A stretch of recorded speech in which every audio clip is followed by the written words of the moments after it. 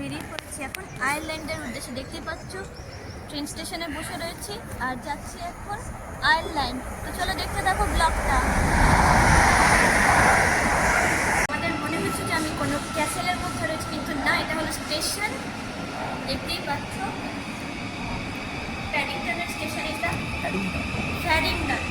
Paddington. আমরা Gatwick স্টেশনে, দেখতে পাচ্ছ গ্যাটউইক এয়ারপোর্ট। এটা হচ্ছে নর্থ টার্মিনাল, এটা ট্রেন স্টেশন। এটা হচ্ছে ফ্লাইটের জন্য, এটা হচ্ছে ট্রেন। যারা আয়ারল্যান্ড ট্রেনে করে যাবে তাদের জন্য এই সাইডটা, এই পার্টটা। তো চলো দেখতে থাকো।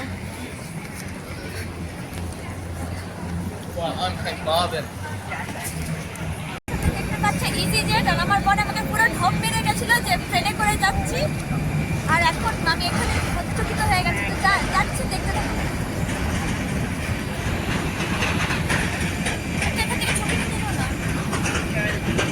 আমরা বেলফাস্টে, আর এটা হলো বেলফাস্ট।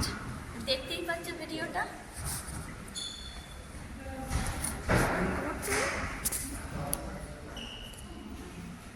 বেলফাস্ট হলো নর্দার্ন আয়ারল্যান্ডের ক্যাপিটাল। দেখতেই পাচ্ছ পৌঁছে গেছি, জাস্ট ফ্লাইটটা ল্যান্ড করলো 1 ঘন্টা লেগেছে। তো চলো দেখতে থাকো ভিডিওটা।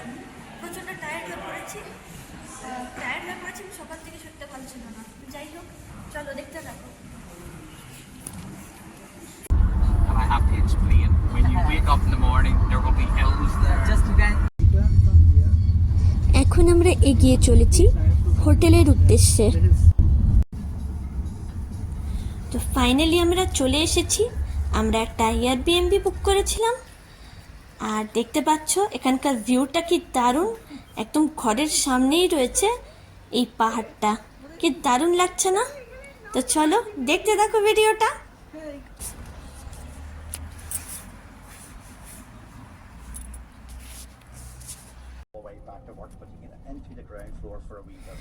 তো ঘুম থেকে উঠেই আমরা রওনা দিয়েছিলাম বাসের উদ্দেশ্যে।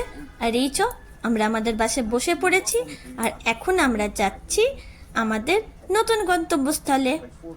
ফ্রেন্ডস, দেখতে পাচ্ছ এটা হলো ক্যারিক ফার্গুস ক্যাসেল। তো চলো ভিতরটা যাব। মুহূর্তে দাঁড়িয়ে রয়েছি আমি আয়ারল্যান্ডের বেলফাস্টে, আর এটা হলো প্রথম ক্যাসেল ক্যারিক ফার্গুস। কি অসাধারণ নাম। তো চলো ভিতরে যাচ্ছি, তোমাদেরকে দেখাবো সবকিছু। তো দেখতে থাকো ভিডিওটা আমার সাথে। Ireland tour. এটা হলো ক্যারিক ফার্গুস ক্যাসেল। আমাদের বাসের যে গাইড রয়েছে সে আমাদের 25 মিনিট টাইম দিয়েছে, তো তার মধ্যে সবকিছু করতে হবে। তো চলো দেখতে থাকো ভিডিওটা আমার সাথে। আর এইদিকে এটা হলো ক্যারিক ফার্গুস পিয়ার।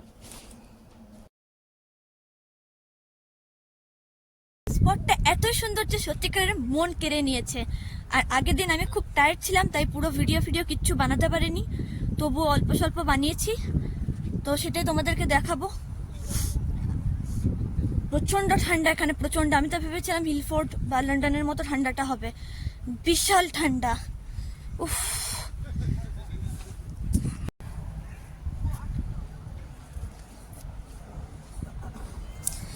ক্যারিক ফার্গুস ক্যাসেল উত্তর আয়ারল্যান্ডের একটি প্রাচীন ও ঐতিহাসিক দুর্গ, যা বেলফাস্টের পূর্বে ক্যারিক ফার্গাস শহরে অবস্থিত।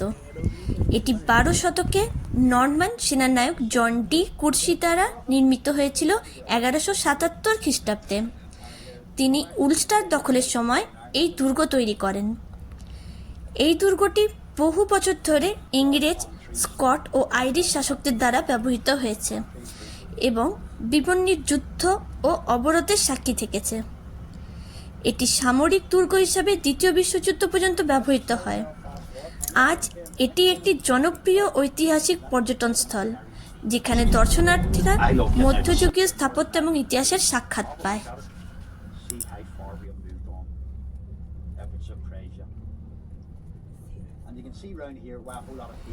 ক্যারিক ফার্গুস ক্যাসেলটা দেখার পর আমরা আবার গাড়িতে উঠে পড়েছি আমাদের বাসে, আর আমাদের গাইড আমাদেরকে আবার নিয়ে যাচ্ছে একটি নতুন গন্তব্যস্থলে।